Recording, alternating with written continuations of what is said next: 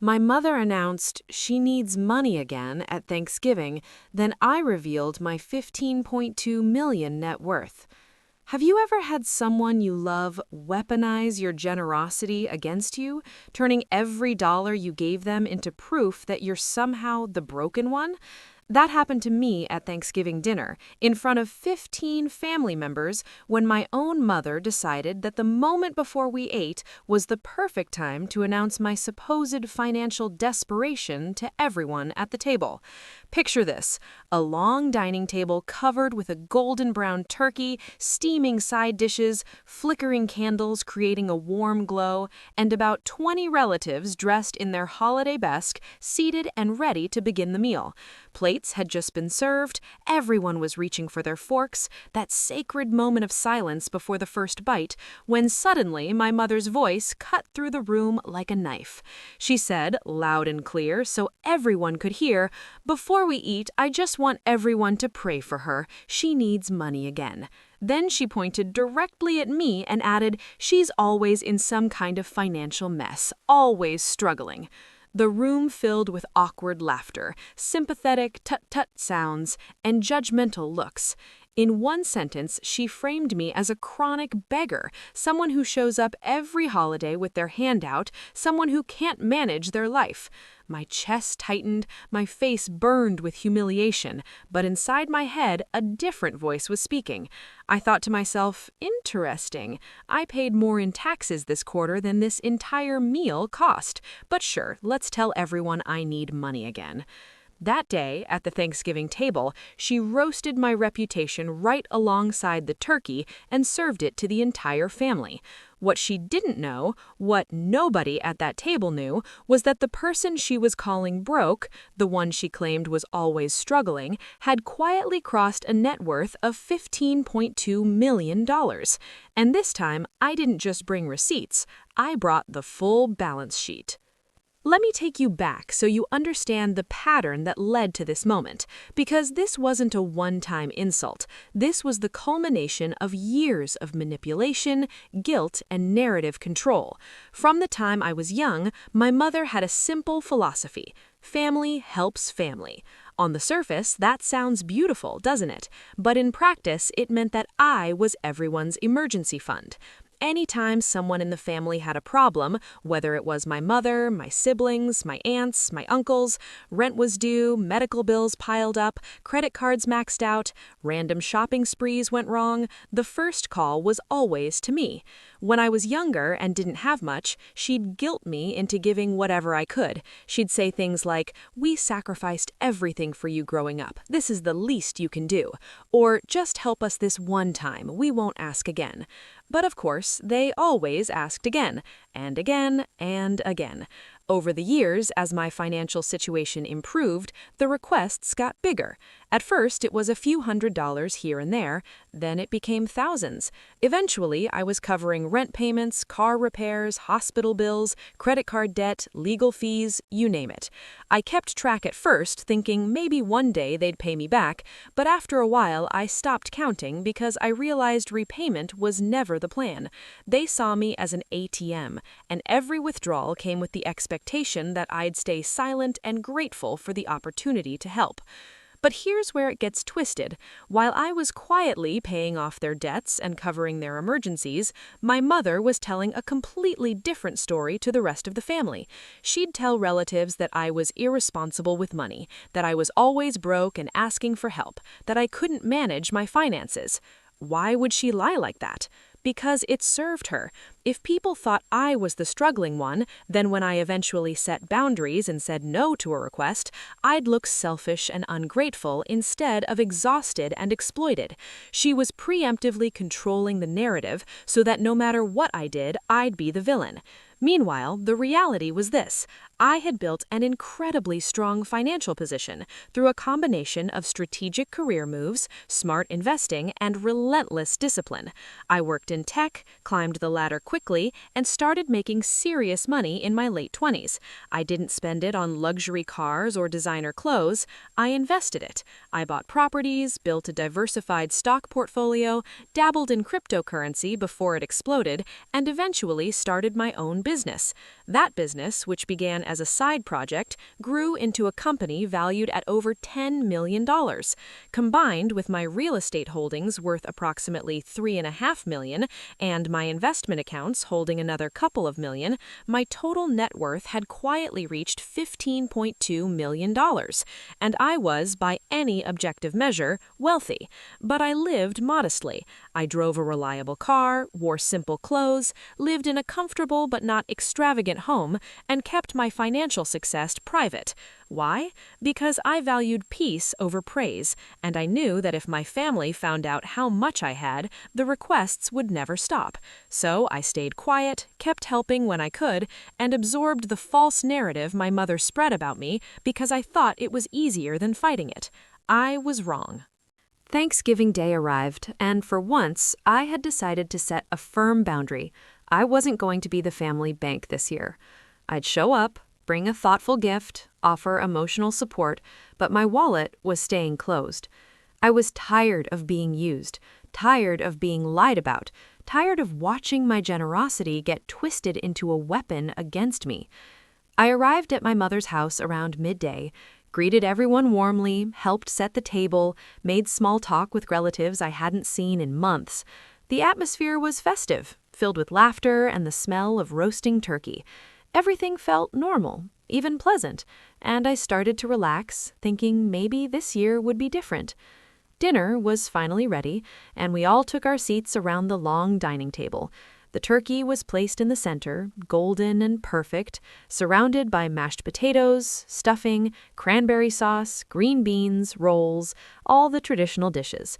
My mother sat at the head of the table, looking proud and content, playing the role of the gracious host. Plates were passed around, everyone served themselves, and just as we were about to take that first ceremonial bite, my mother tapped her glass with a fork, drawing everyone's attention. I thought she was going to say grace or give a thankful speech, something warm and unifying. Instead, she looked around the table with this practiced expression of concern and said, "Before we eat, I just want to ask everyone to keep her in your prayers." She pointed at me. "She needs money again. She's caught up in bills, struggling financially, and she's too proud to ask for help, so I'm asking on her behalf. If anyone can help her, please do. Maybe God will soften her heart to accept it." The room went silent. You could hear the crackle of the candles, the faint hum of the heater, nothing else. Relatives turned to look at me, their expressions a mixture of pity, disappointment, and that familiar "here we go again" look. Some nodded sympathetically, others looked uncomfortable, like they didn't want to be part of this moment but didn't know how to escape it. My younger cousin whispered something to her mother. My uncle shifted in his seat and stared at his plate. And me? I sat frozen, my fork halfway to my mouth, my stomach dropping like I'd just been pushed off a cliff. My face burned with humiliation, my throat tightened. Tears stung my eyes, but I refused to let them fall.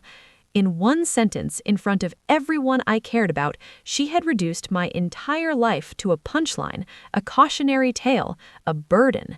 I thought to myself, you turned my whole life's work, every late night, every sacrifice, every smart decision I made into a begging story. You made me sound like a charity case at my own family's Thanksgiving table. I wanted to scream. I wanted to stand up and walk out, but I didn't.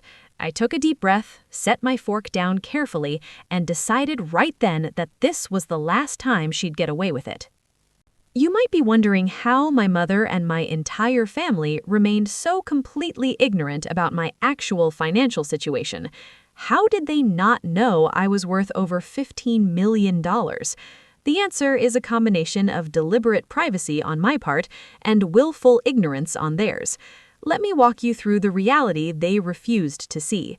Over the past 7 years, I had quietly paid for more of their expenses than they realized or cared to acknowledge. I covered my mother's mortgage when she fell behind, not once, but 3 separate times, each time costing me tens of thousands of dollars.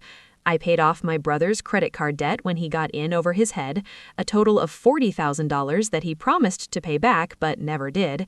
I covered my sister's hospital bills when she didn't have insurance, another $25,000. I paid for car repairs, legal fees, emergency flights, you name it. If I added it all up, and trust me, I did, I had given my family over $250,000 in the past 7 years alone, $250,000.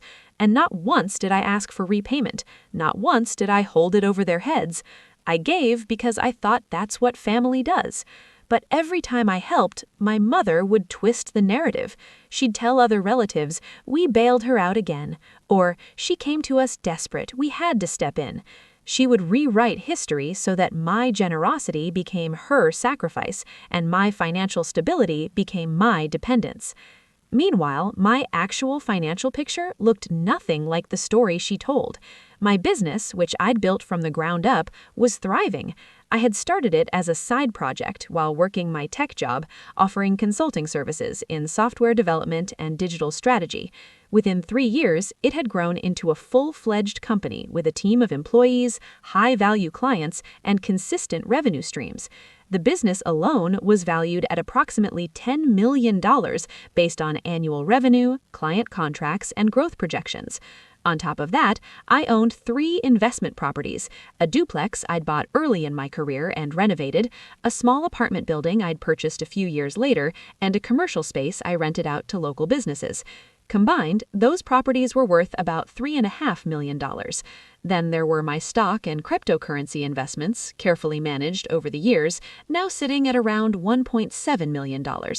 Add it all together, and my net worth was approximately $15.2 million. I wasn't just comfortable, I was wealthy. I had more money than I'd ever need, more security than most people dream of, and I'd built it all quietly, without fanfare, without asking anyone for help. But I lived modestly because I valued peace and privacy. I didn't want people treating me differently, asking for handouts, or making assumptions about my life based on my bank account, so I kept it to myself.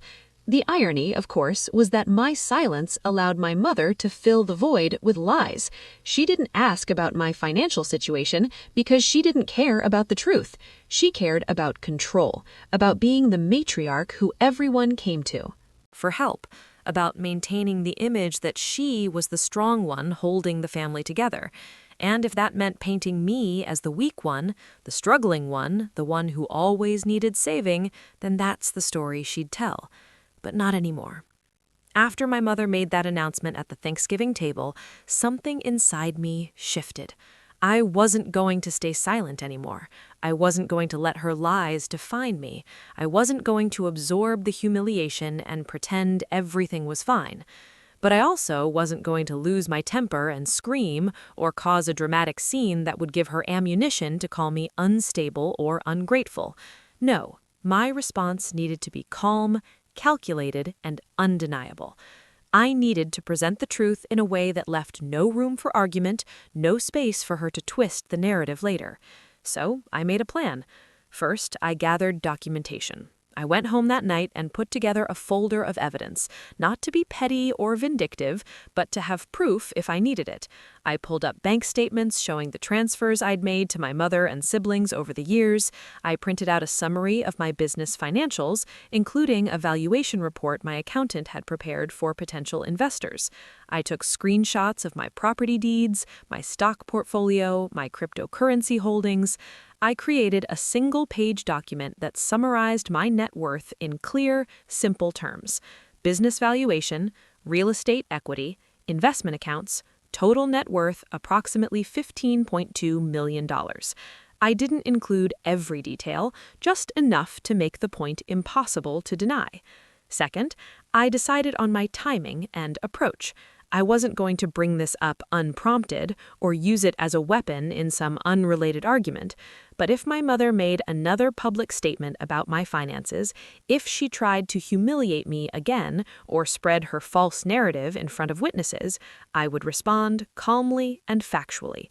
I would correct the record, not to show off or brag, but to protect my dignity and set a boundary that she couldn't cross anymore. I rehearsed in my mind how I would say it, keeping my tone neutral, my words simple, my demeanor composed. I didn't want to come across as defensive or desperate for validation. I wanted to project quiet confidence, the kind that comes from knowing your truth and not needing anyone's permission to speak it. And third, I prepared myself emotionally for the fallout. I knew that revealing the truth would embarrass my mother, and I knew she wouldn't take it well. She'd probably accuse me of being cruel, of making her look bad, of betraying family loyalty. But I was ready for that. I reminded myself that I wasn't the one who started this public conversation about my finances. She was. I wasn't the one who lied for years. She was. I was simply correcting the record, and if the truth made her uncomfortable, that was a consequence of her own actions, not mine. I told myself, you've spent years protecting her feelings at the expense of your own dignity. Today, that ends. The opportunity came sooner than I expected. About an hour after my mother's announcement, as people were finishing their meals and moving into the living room for dessert and coffee, the conversation turned to work and careers. One of my uncles started talking about his recent retirement, which led to others sharing updates about their jobs, promotions, and financial plans.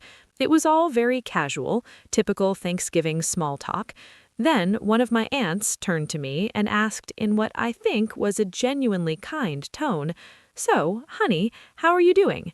Your mom mentioned you're going through a tough time financially. Is there anything we can do to help?" Her question was sincere, but it was based on a lie my mother had planted. And that's when I knew it was time. I set down my coffee cup, took a deep breath, and said, "Actually, I really appreciate you asking, but I need to clarify something because there seems to be a misunderstanding." The room quieted down. People stopped mid-conversation and turned to my attention. My mother, who had been refilling drinks in the kitchen, came back into the living room, her expression already shifting from curious to defensive. I continued, my voice calm and steady. "I don't need money. I haven't asked anyone at this table for financial help in years. In fact, the situation is quite the opposite." I pulled out my phone, opened the Notes app where I'd saved my net worth summary, and began speaking. For context, and because this has become a public topic thanks to the announcement at dinner, I want to share the actual facts. My current net worth is approximately $15.2 million. That includes my business, which is valued at around $10 million, my real estate holdings worth about $3.5 million, and my investment accounts with another couple of million. So no, I'm not struggling. I'm not in a financial mess. I'm doing fine. Better than fine, actually. You could hear a pin drop. My uncle's mouth literally fell open. My aunt, who had asked the questions, stared at me in shock. My younger cousins whispered to each other, pulling out their phones like they needed to fact-check what I'd just said. My mother stood frozen in the doorway, her face going pale, then red, then pale again. I kept going, because once you start speaking the truth after years of silence, it's hard to stop. And just so we're clear, over the past 7 years, I've quietly covered over $250,000 of expenses for people at this table. Mortgages, credit cards, hospital bills, car repairs, legal fees. I didn't ask for repayment. I didn't make a big deal about it. I just helped because I thought that's what family does. But somewhere along the way, that generosity got twisted into a narrative that I'm the one who's always needing help. So I'm correcting that narrative right now in front of everyone so there's no more confusion. Minimize it or take credit for it. So I stopped sharing. I built my life quietly because it was the only way to protect it from being used against me. And clearly, I was right to do that, because the moment you thought I had nothing, you had no problem announcing it to the world. I took a step back, creating physical distance to match the emotional boundary I was setting. From this point forward, my financial situation is not a topic for your announcements, your prayers, or your gossip. If you need help, you can ask me respectfully, in private, and I'll decide whether or not I can help. But if you ever, and I mean ever, try to paint me as broke or struggling or needing money in front of anyone again, I will correct you publicly with numbers and receipts. Do you understand? She didn't respond, just stood there with her arms crossed, looking smaller than I'd ever seen her. I didn't wait for her to agree. I grabbed my coat, said goodbye, and walked out of that house feeling lighter than I had in years. So here's what I want you to take away from this story, because I know some of you watching this are living versions of it right now. The people who weaponize your generosity against you are often the same people who benefit from it the most. My mother took my money for years, and instead of being grateful, she used it as proof that she was the strong one and I was the weak one. She flipped the script so completely that even I started to believe it sometimes. That's what manipulation does. It makes you question your own reality. But here's the truth. Helping family and being their permanent scapegoat are two completely different things. One comes from love, the other comes from fear. Fear that if you stop giving, you'll be labeled selfish, ungrateful, or heartless. For years, I gave out of fear. I gave to avoid conflict, to keep the peace, to live up to some impossible standard of what a good daughter should be. And in return, I got lies, manipulation, and public humiliation.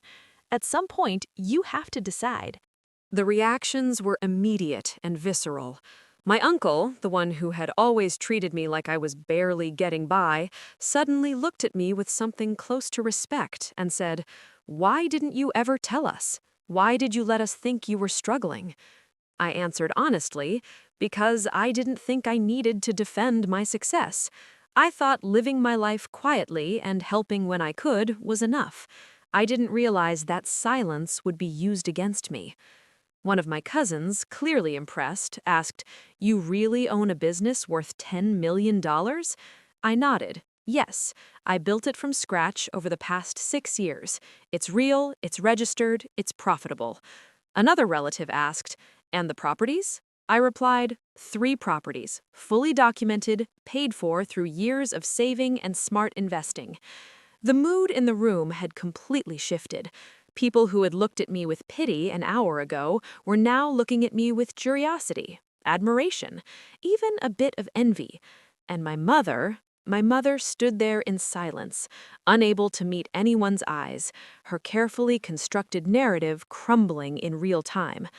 I looked directly at her and said, my voice firm but not cruel, "If anyone at this table is always needing money, it's not me. I just stopped saying no to the people who kept asking." After the revelation, the Thanksgiving gathering ended awkwardly. Some relatives congratulated me, others asked more questions about my business, a few seemed embarrassed that they'd believed my mother's version of events for so long. But my mother said nothing.